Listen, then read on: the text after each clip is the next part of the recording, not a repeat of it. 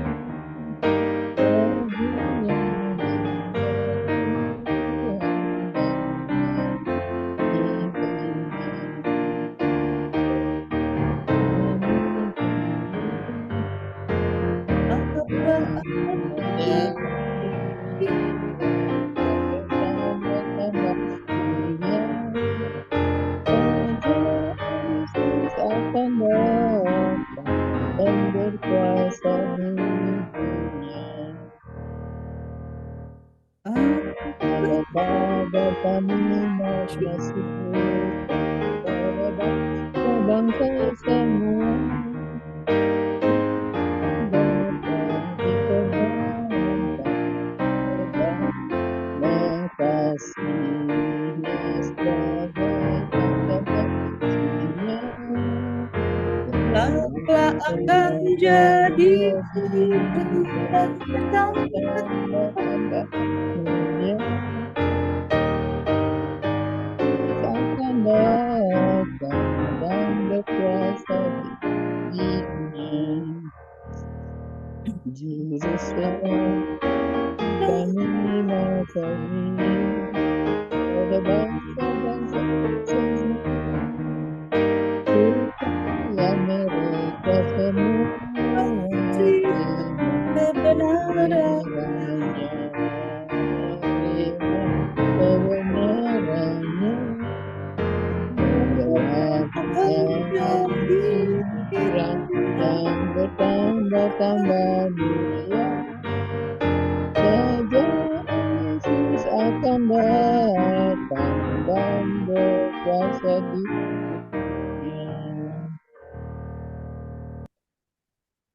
Baiklah, mari kita sama-sama bersatu untuk berdoa. Mari kita sama-sama berdoa. Ya Tuhan Allah Bapa kami, Allah yang penuh kasih, Allah yang panjang sabar, Allah yang tidak putus akan kasih-Mu pada kami. Terima kasih Bapa kami ucapkan kepadamu. Engkau telah pimpin kami sepanjang 6 hari lamanya kami dapat melakukan aktivitas kami. Dan pada malam hari ini kami saudara-saudari berkumpul walaupun melalui Zoom. Kami merasa bahagia Bapa, kami dapat kembali lagi memuji dan memuliakan nama-Mu. Sebentar kami akan mendengarkan firman-Mu yang akan diberikan oleh Saudara Denny, kiranya Engkau juga pimpin, biarlah firman yang akan kami dengarkan ini tidak berlalu dengan sia-sia, melainkan dapat membawa kami lebih hari lebih dekat padamu, dan biarlah firman-Mu itu dapat kami terapkan dalam kehidupan kami, agar kami dapat menjadi saluran berkat dan saluran damai kemanapun kami berada. Terima kasih Bapa, kami menyerahkan kehidupan ini dan acara ini hanya dalam tangan-Mu. Kami berdoa di dalam nama Yesus, penebus dan juru selamat kami. Amin. Amin. Sebelum kita mendengarkan pembahasan, kita akan mendengarkan sebuah lagu spesial yang berjudulkan Yesus Will Still Be There.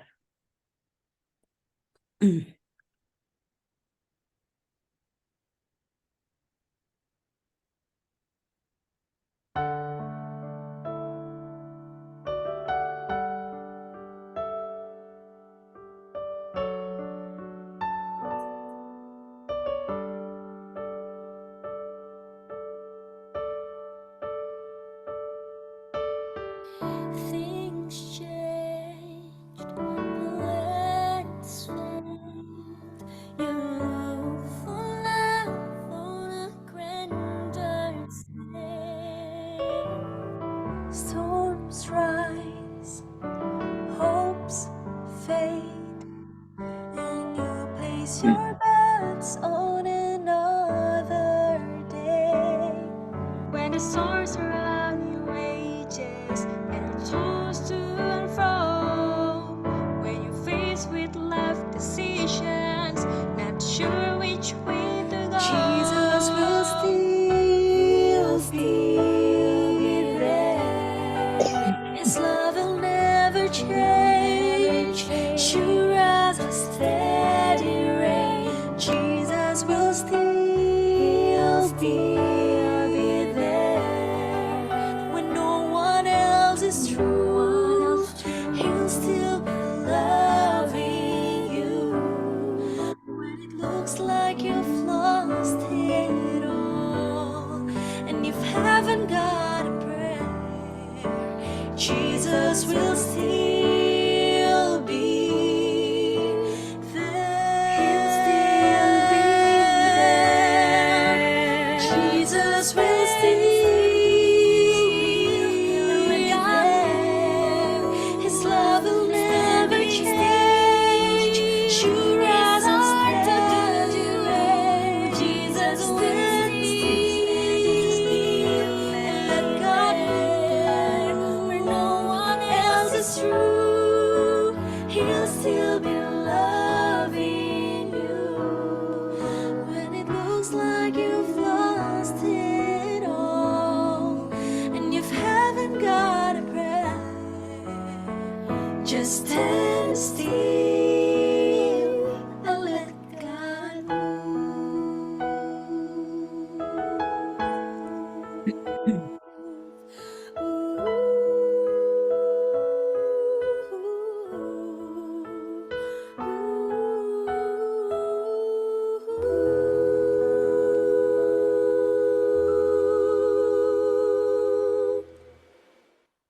Amin. Baiklah, kita sekarang akan memasuki pembahasan kita seperti biasa. Saya akan membacakan biodata dari pembicara kita pada malam hari ini, yaitu dari Saudara Denny Handoko. Kebetulan Saudara Denny Handoko adalah adik ipar saya. Dan hari ini akan mengambil topik menjadi saksi Tuhan. Biodatanya adalah Saudara Denny lahir tahun 1975 di Malang, Indonesia. Dan saat ini tinggal di Belanda sejak tahun 1999, angka cantik. Mempunyai satu istri bernama Rahel Handoko Bangun dan dikaruniai satu putra yang ganteng namanya Jonathan Handoko. Saat ini mereka berjemaat di Eindhoven. Inilah salah satu biodata dari pembicara kita, dan silakan Saudara Denny untuk pembahasannya. Terima kasih. Terima kasih Kak Esther. Terima kasih juga undangannya Kak Kori, juga kesediaannya untuk mengundang saya ikut serta di dalam acara Vesper ini. Sekali lagi selamat Sabat buat semua. Selamat Dan Sabat. sebelumnya saya mohon maaf, ini topik yang mau saya bahas, mau saya pakai untuk renungan kita bersama-sama, ini sedikit sudah kadaluarsa. Soalnya saya mau ambil dari sebetulnya topik minggu sembahyang kita baru beberapa minggu yang lalu. Topiknya juga adalah menjadi saksi Tuhan. Nah, kalau saudara-saudari masih bisa ingat, mungkin yang mengikuti atau yang belum mengikuti, saya ulangi sebentar, saya rangkumkan sebentar. Topik minggu sembahyang kita waktu itu adalah bacaan-bacaan minggu sembahyang yang setiap harinya membahas kesaksian dari dalam satu cerita Alkitab. dari bermacam-macam tokoh Alkitab. Mulai dari ya tokoh-tokoh yang terkenal ya, seperti Abraham, Yusuf, Daniel. Tetapi bukan cuma mereka, juga ada kisah mengenai kesaksian dari seorang ya gadis kecil yang menjadi pelayan di rumah Naaman. Ada juga kisah dari seorang wanita Samaria yang bertemu dengan Yesus di Sumur Yakub di satu daerah di Samaria. Ada juga kisah dari Tabita atau yang sering juga kita kenal dengan nama Dorcas yang juga memberi kesaksian tentang Tuhan tapi tanpa kata-kata. Nah, kesaksian dari Tabita ini adalah diwujudkan dengan ya pekerjaan tangannya yang yang begitu mengesankan atau menolong orang-orang di sekitarnya. Ada juga kisah tentang Priscilla dan Aquila, satu pasangan pemberita Injil yang setelah bertemu dengan Paulus, bekerja bersama-sama dengan Paulus, meneruskan pekerjaan Paulus di Efesus waktu Paulus sendiri sudah berpindah melanjutkan perjalanan misinya ke kota-kota yang lain. Ya, satu deretan nama-nama, kejadian-kejadian, cerita-cerita yang semua menggambarkan tentang kesaksian dari bermacam-macam orang, menggambarkan bermacam-macam situasi di mana Tuhan bisa menggunakan umatnya untuk berbicara, untuk bersaksi buat orang-orang di sekitarnya. Yang mengesankan buat saya adalah dari satu deretan kisah-kisah ini ada begitu beraneka ragam latar belakang orang-orang yang terlibat di dalamnya. Ada begitu beraneka ragam kepribadian orang-orang yang terlibat di sana. Ada begitu banyak beraneka ragam situasi di mana mereka berada. Ada begitu banyak juga beraneka ragam hasil dari kesaksian mereka itu berbeda-beda. Nah, mungkin kita masih bertanya-tanya, ya tapi itu semua kan kejadian yang sudah 2000 tahun yang lalu. Sudah paling tidak 2000 tahun yang lalu, mungkin lebih. Eh, apa masih relevan buat kita zaman ini? Zaman itu belum ada telepon genggam, belum ada internet, belum ada TikTok. Sekarang kan kita apa masih bisa meneladani mereka. Yang menarik perhatian saya waktu itu, saya coba bandingkan dengan keadaan kita di tahun 2023 ini, di dalam abad ke-21 ini, apakah apakah ada persamaan pengalaman kita dengan pengalaman orang-orang ini?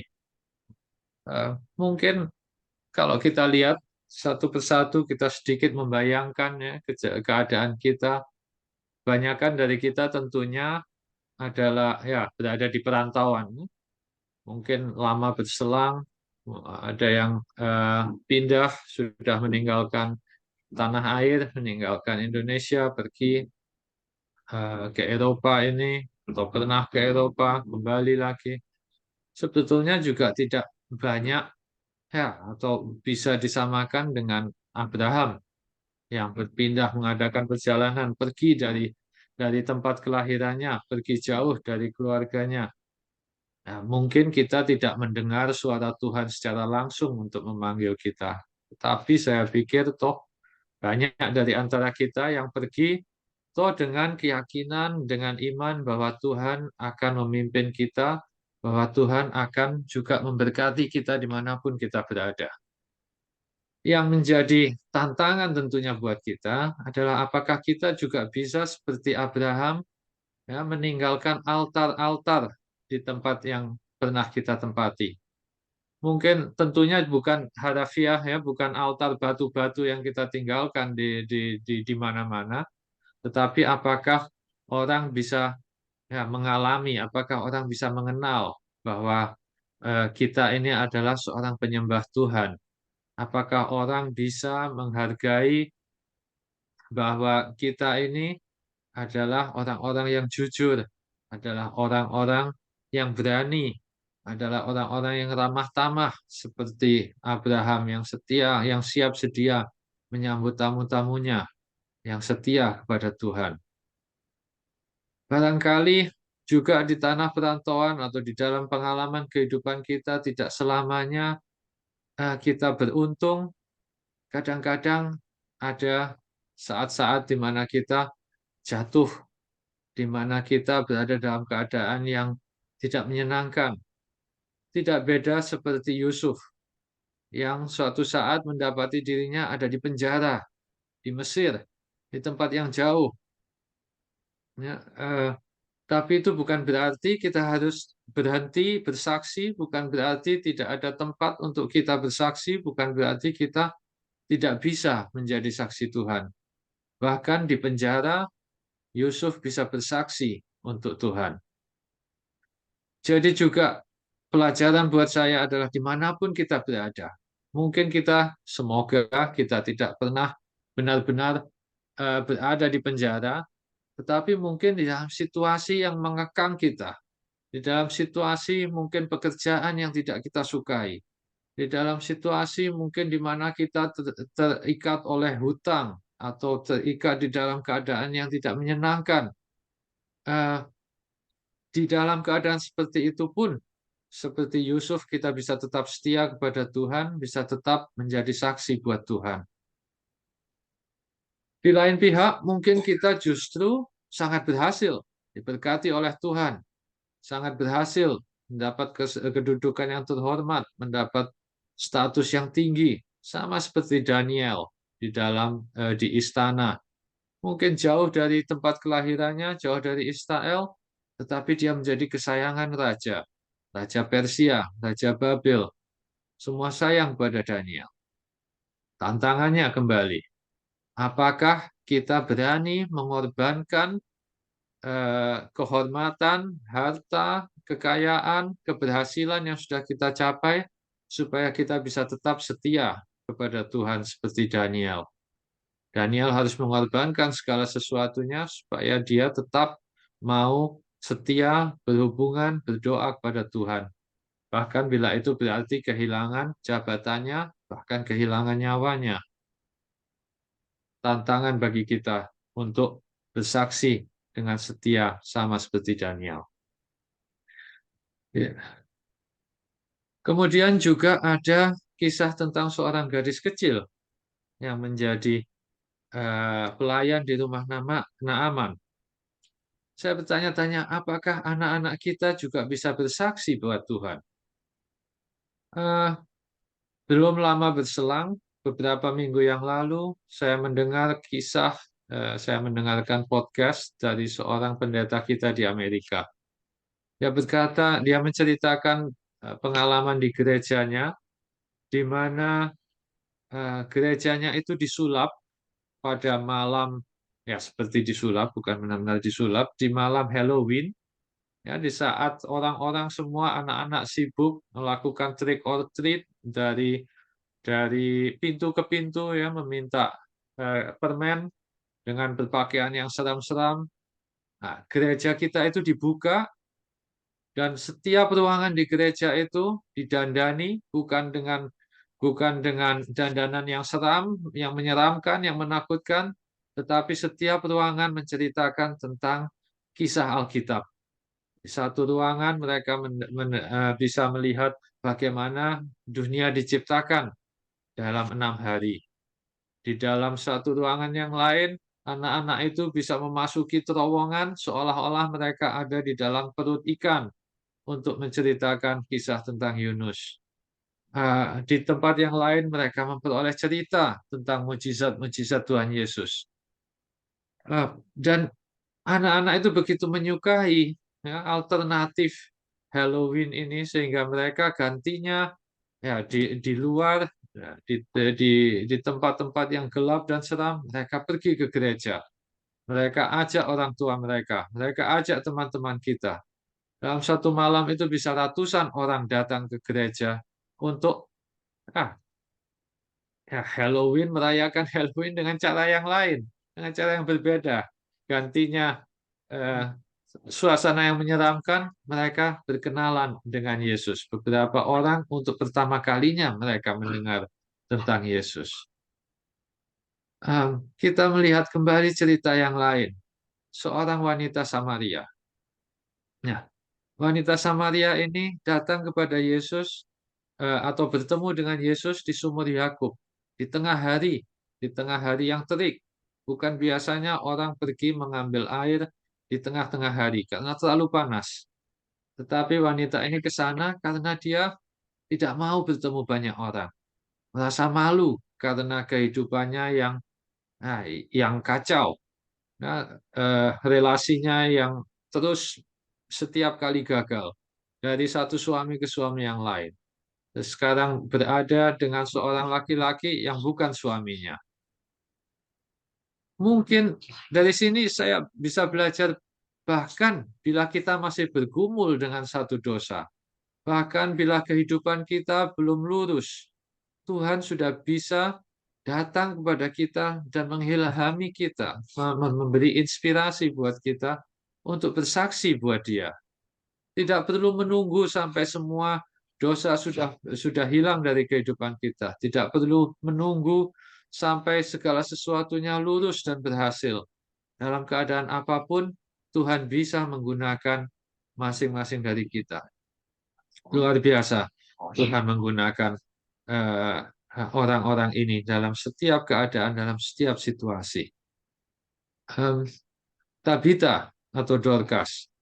Ya, kita tidak mendengar satu patah kata pun kesaksian dari Tabita ini, tetapi orang-orang menunjukkan kepada Paulus pakaian-pakaian yang dibuat oleh Tabita untuk orang-orang di sekitarnya. Saya mau ambil ayat inti kita pada malam ini dari Lukas pasal yang keempat, ayat yang ke-18 dan 19. Ini adalah kesaksian Yesus sendiri tentang dirinya sendiri.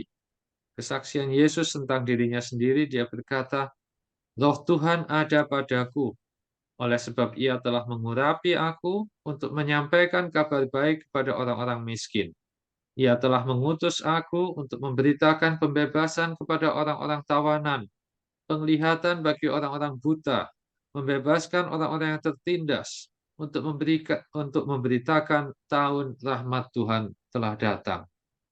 Tabita mempraktekkan ini bukan dengan kata-kata, tetapi dengan pekerjaan tangannya. Kita pun bisa di dalam zaman ini, di dalam saat ini, masih banyak orang yang lapar, masih banyak orang yang membutuhkan pakaian, masih banyak orang yang tidak punya tempat tinggal. Apa yang kita bisa buat untuk mereka ini, kita juga buat untuk Tuhan. Kita tidak perlu, tidak selalu harus berbicara, tidak selalu harus mengajar mereka. Tetapi apa yang kita buat untuk mereka, apa yang kita berikan untuk mereka, pertolongan, bahkan mungkin penghiburan, mungkin sekedar mendengarkan. Banyak orang-orang kesepian, mungkin hanya dengan kita berada di sana untuk mendengar, untuk menemani, itu juga adalah pelayanan dan kesaksian kita. Priscilla dan Aquila bekerja bersama-sama dengan Paulus. Tapi kemudian mereka, sementara Paulus pergi melanjutkan perjalanan misinya, Priscilla dan Aquila melanjutkan pekerjaan di Efesus. Kita semua mungkin pernah tahu, pernah mengalami, pernah mengenal, ya, ada orang-orang atau kegiatan-kegiatan di gereja yang luar biasa, yang berhasil, yang bagus, pelayanan yang maju. Tapi kemudian pionirnya harus pergi, harus pindah ke tempat lain, atau jatuh sakit. Dan kemudian pelayanan itu jadi terbengkalai. Tidak ada yang melanjutkan, terhenti. Nah, seperti Priscilla dan Aquila, kita juga bisa bersaksi dengan cara melanjutkan pekerjaan, melanjutkan pelayanan orang-orang yang sudah mendahului kita, melanjutkan pekerjaan di mana mereka harus pergi, mereka harus berhenti, kita yang melanjutkan, kita yang meneruskan pelayanan dan perjuangan mereka. Begitu banyak kisah, pada intinya berbicara kepada saya bahwa Tuhan bisa menggunakan kita dimanapun kita berada, di dalam keadaan apapun kita berada, bagaimanapun bentuk kepribadian kita, apakah kita fasih berbicara atau tidak, apakah kita masih muda atau sudah tua, Tuhan selalu bisa menggunakan kita dimanapun kita berada. Pelajaran yang kedua yang saya terima dari bacaan Minggu Sembahyang kita, ada satu cerita yang belum saya sebutkan. Di dalam akhir Minggu Sembahyang kita, diceritakan tentang Paulus. Nah, saya melihat perbedaan dari Paulus dengan kisah-kisah sebelumnya. Di dalam kisah-kisah sebelumnya, Tuhan menggunakan orang-orang ini di mana mereka berada. Tetapi di dalam kisah Paulus, kita melihat bagaimana Tuhan melipat gandakan hasil kesaksian seseorang. Pada saat pada saat Paulus membaktikan seluruh kesanggupannya, talenta-talentanya, waktunya, tenaganya untuk melayani Tuhan. Tuhan bisa menggunakan kita di mana kita berada, tapi bila kita mau meningkatkan kesanggupan kita, bila kita mau belajar lebih dalam, bila kita mau berlatih, bila kita mau digunakan, bila kita menggunakan waktu dan talenta kita untuk belajar, untuk berlatih, untuk melayani, Tuhan bisa melipat gandakan hasil kesaksian kita itu. Sama seperti Paulus. Paulus adalah seorang pelajar yang baik, tapi Tuhan menggunakan dia bukan hanya sebagai seorang guru, tapi Paulus mengajar kemana-mana. Paulus adalah seorang yang suka menulis surat demi surat. Dan Tuhan menggunakan melipat gandakan pengaruh dari surat-surat yang dikirim. Bukan hanya kepada jemaat yang menerima, tetapi sekarang bahkan sampai kita ribuan tahun kemudian kita masih membaca surat-surat Paulus. Luar biasa. Jadi bila saudara-saudara punya semangat, punya kesukaan untuk melayani, apakah saudara-saudara mungkin punya perhatian khusus untuk pekabaran kesehatan. Mari kita membaca lebih banyak tentang pelajaran kesehatan dari Tuhan. Mari kita mengikuti pelatihan-pelatihan. Mungkin kita bisa berbicara pada tua-tua jemaat dan berkata, saya mau membantu pekerjaan pelayanan kesehatan di jemaat kita. Apa yang bisa saya lakukan? Mungkin kita suka untuk bekerja dengan anak-anak.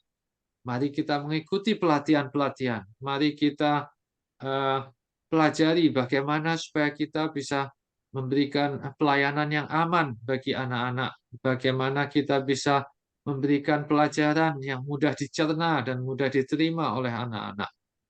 Bila kita suka untuk belajar Alkitab, mungkin adalah bagian kita untuk belajar, untuk memberi pelajaran Alkitab. Mungkin untuk belajar untuk mengikuti kursus untuk berkhotbah, untuk menjadi pembicara awam.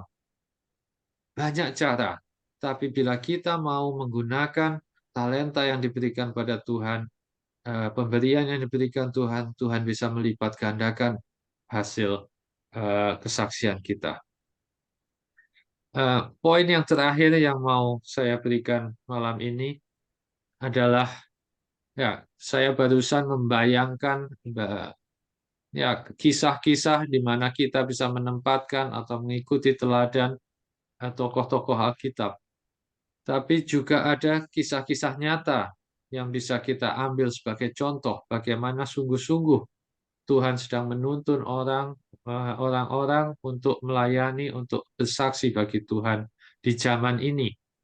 Saya baru memberikan satu contoh dengan gereja di Amerika yang menggunakan malam Halloween sebagai saat untuk bersaksi.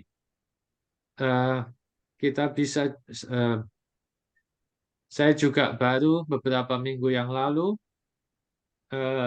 sementara saya mengunjungi satu church plant di kota di sini di Belanda, di dekat sini, di sana pada waktu permintaan doa diceritakan tentang seorang kenalan dari seorang anggota, bukan anggota gereja kita sendiri, tapi hanya seorang kenalan yang adalah seorang sukarelawan, ya, di tempat kita dibilang futsal bank, ya, di mana kita bisa memberikan makanan untuk orang-orang yang kekurangan. Tapi dia bukan hanya sebagai sukarelawan di sana, dia juga mengumpulkan barang-barang bekas yang bisa diberikan, yang masih layak pakai, yang masih layak guna, untuk diberikan kepada orang-orang yang datang ke sana, karena mereka adalah orang-orang yang kekurangan, mereka yang ya tidak bisa mencukupkan kebutuhan sehari-hari.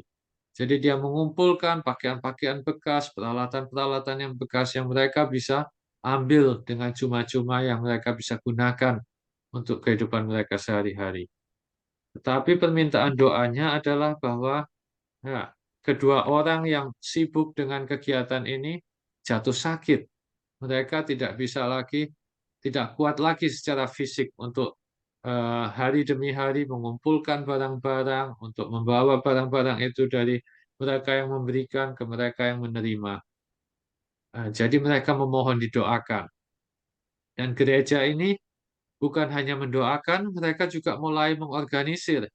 Mereka mulai melihat, oh, barangkali ada di antara kita yang bisa seminggu sekali membantu mereka untuk mengambil barang-barang dari rumah ke rumah. Barangkali ada yang bisa membantu untuk menata barang-barang ini dan mempersiapkan supaya mereka yang datang bisa mengambil, bisa memilih, bisa mengambil. Dan demikianlah pekerjaan ini diteruskan dari satu kelompok ke kelompok yang lain, diambil alih, dibantu, didukung. Nah, saya sudah menyebutkan tentang Yusuf yang dipenjara.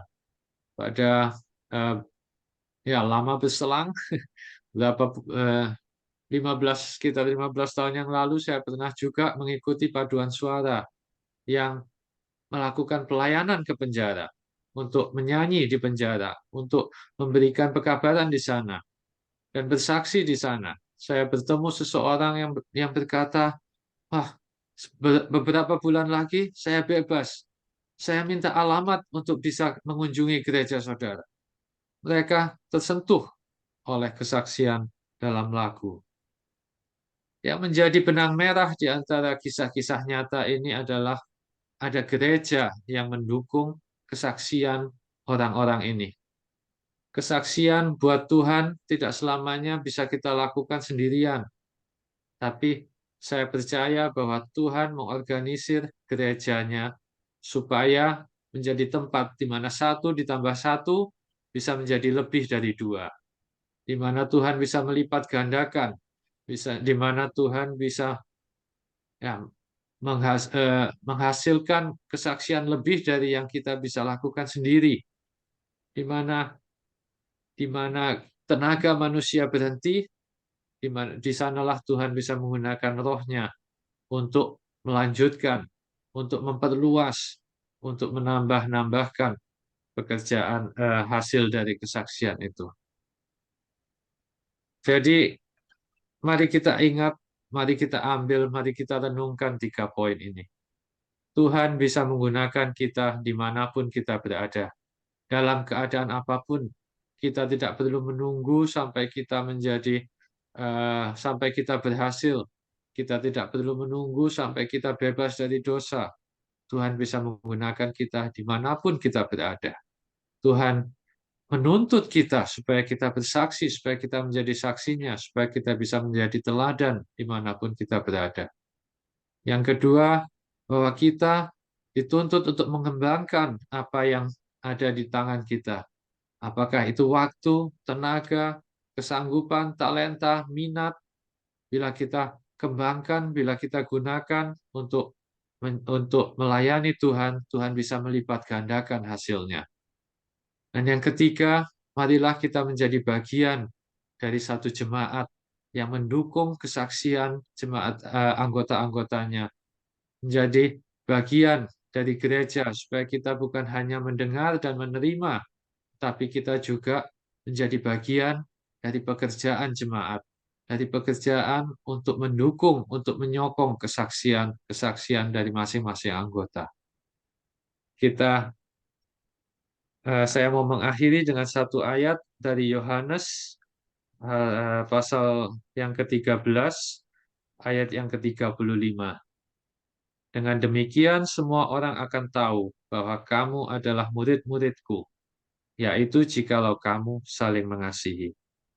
Marilah kita saling mengasihi, marilah kita menjadi bagian dari satu jemaat yang saling mengasihi, bukan hanya antar anggota jemaat, tetapi juga menunjukkan kasih itu keluar, sehingga boleh menjadi kesaksian yang orang bisa melihat dan orang bisa berkata, oh, seperti itulah Tuhan itu, seperti itulah Yesus itu, seperti itulah ya orang Kristen itu, penuh kasih. Semoga itu menjadi berkat dan bagian kita semua. Amin. Amin. Terima kasih Saudara Denny yang telah memberikan firman-Nya. Biarlah kita sama-sama dapat menjadi pelaku-pelaku firman, dan biarlah kemanapun kita berada, orang dapat melihat bahwa Tuhan ada dalam kehidupan kita. Baiklah, untuk lagu spesial yang kedua, kita akan mendengarkan The Beautiful Shepherd.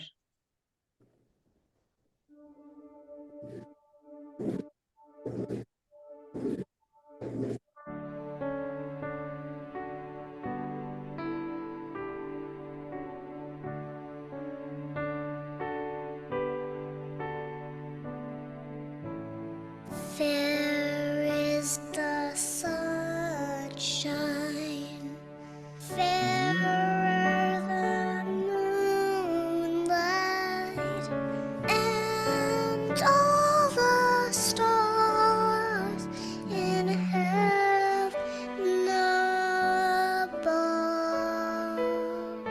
Jesus shines brighter, Jesus shines pure, and reigns through all the world His love.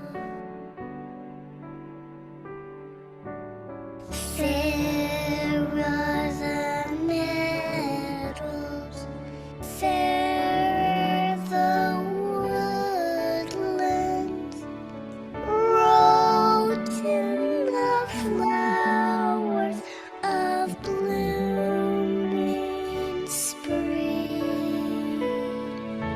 Jesus is fairer, Jesus is pure, He makes the soaring spirit sing.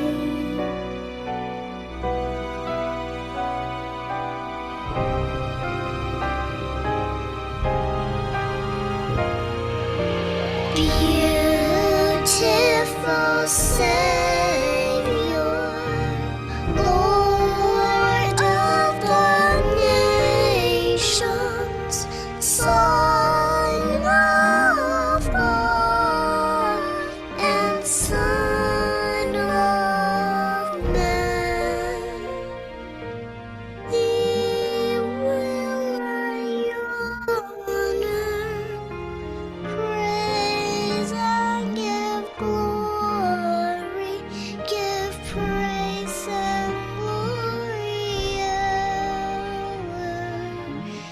evermore.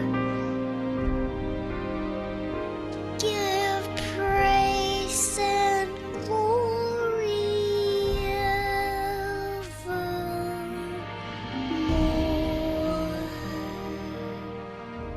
Amin.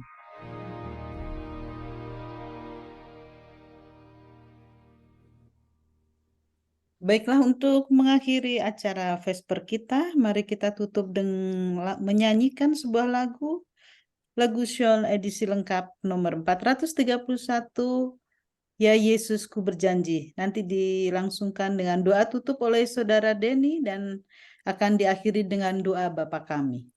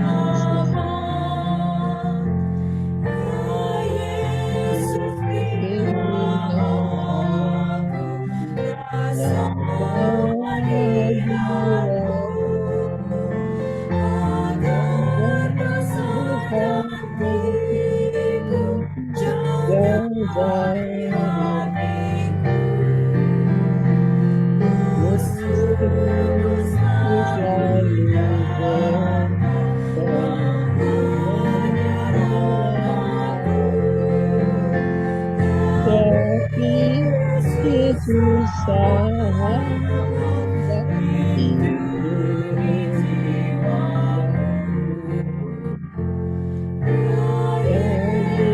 Yesus kau telah janji padamu di situ dan berjanji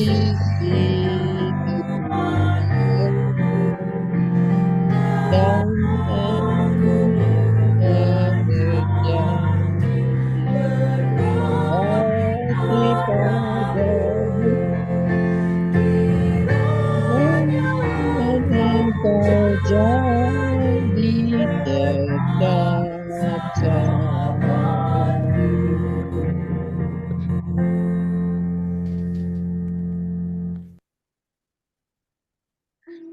Mari kita berdoa. Tuhan Allah Bapa kami yang bertata dalam kerajaan surga, kami sungguh bersyukur atas segala berkat-berkat Tuhan pada kami. Kami bersyukur bahwa Tuhan telah membawa kami ke tempat di mana kami berada saat ini. Dan kami bersyukur atas teladan dari kisah-kisah di Alkitab yang bisa kami teladani, yang bisa kami pakai sebagai contoh, supaya kami juga boleh bersaksi bagi Tuhan dimanapun kami berada. Terima kasih Tuhan, karena Tuhan mau menjamah kami dimanapun kami berada, bagaimanapun keadaan kami. Dalam skala ketidaksempurnaan kami, Tuhan masih mau menggunakan kami untuk menjadi berkat bagi orang-orang lain di sekitar kami. Ya Bapa, kami memohon supaya Tuhan boleh menuntun, memberikan inspirasi pada kami, supaya kami boleh melihat pintu-pintu yang Tuhan buka, supaya kami boleh menjadi saksi bagi Tuhan, supaya kami boleh menjadi teladan bagi orang-orang di sekitar kami, supaya kami boleh memberitakan tahun rahmat Tuhan pada orang-orang di sekitar kami, supaya kami boleh membantu mereka yang kekurangan dan membutuhkan, supaya kami boleh memberikan penghiburan bagi mereka yang kesusahan. Ya Bapa, dan biarlah kami boleh menikmati, biarlah kami boleh merasakan sukacita yang Tuhan rasakan. Setiap saat satu hati boleh terjamah untuk datang pada Tuhan. Setiap saat satu jiwa merasa tertarik untuk datang kepada Tuhan. Setiap kali seorang anak boleh bersukacita untuk mendengar tentang Yesus, tentang Tuhan, tentang Alkitab. Ya Bapa, mohon Tuhan juga mau memberkati jemaat-jemaat di mana kami berbakti, di mana kami menjadi anggota, supaya Tuhan juga boleh memberkati jemaat-jemaat kami ini untuk boleh menjadi jemaat yang mendukung kesaksian dari anggota-anggotanya, supaya Tuhan boleh memberkati, supaya jemaat-jemaat kami ini boleh hidup dan tumbuh dan berkembang dan menjadi berkat bagi orang-orang di sekitarnya. Bapa, kami mau berdoa untuk masing-masing dari kami dalam segala tantangan yang kami hadapi, apakah itu dalam kesehatan, dalam pekerjaan, dalam pendidikan. Biarlah Tuhan mau menuntun, mau memberkati, mau menuntun kami untuk boleh mengalahkan tantangan-tantangan yang ada di hadapan kami, dan di dalam segala sesuatunya memberikan kemuliaan bagi nama Tuhan. Terima kasih Tuhan sudah mendengar doa kami ini. Semua ini kami mau serahkan dalam nama Yesus Kristus, Tuhan penebus serta juru selamat kami. Amin. Amin.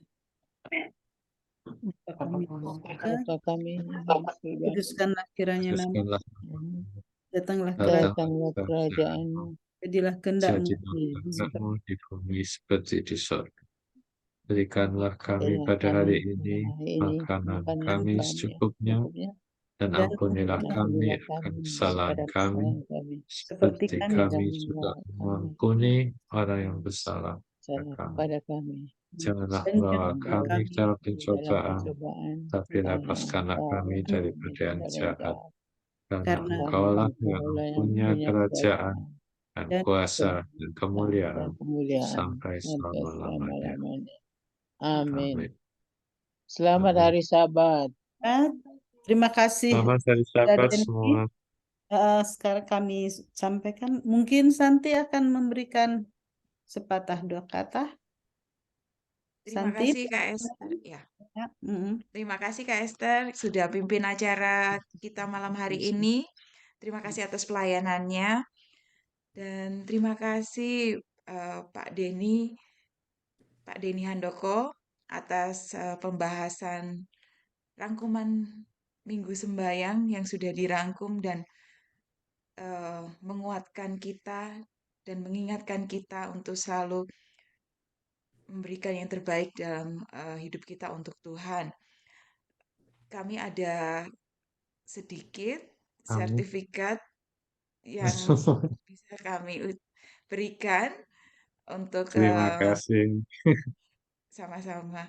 Jadi sertifikat ini akan saya serahkan melalui Tante Kori yang akan disampaikan. Oh ya, Juga ada link YouTube yang kami rekam ya. agar bisa dilihat. Dan terima kasih. Kami juga menunggu kesempatan lainnya. Mungkin Bapak Denny bisa berkenan untuk menjadi pembicara kami lagi. Kami rindu untuk mendengarkan firman Tuhan lagi. Terima Terima kasih. kasih dengan senang hati. Amin. Amin. Dan jangan lupa untuk subscribe link YouTube Pendoa Eropa, like dan share firman Tuhan yang sudah kita dengarkan. Jangkaulah jiwa-jiwa di luar sana dengan men-share firman-Nya. Terima kasih juga panitia pendoa Eropa yang sudah Sorry, Mam, kalau untuk terlaksananya perbaktian kita pada malam hari ini. Dan sampai ketemu lagi di perbaktian yang akan datang. Jangan lupa jam 7 malam. Terima kasih dan Tuhan memberkati. Selamat Sabat untuk kita semua. Boleh saya tambah Yang mau sedikit? boleh, Oma. Saudara Handoko, Dani, firman Iya, Tuhan ya. tidak pernah expired date. Tidak pernah ada kadaluarsanya. Saya Terima cuma mau bilang kasih. itu. Terima kasih. Terima kasih.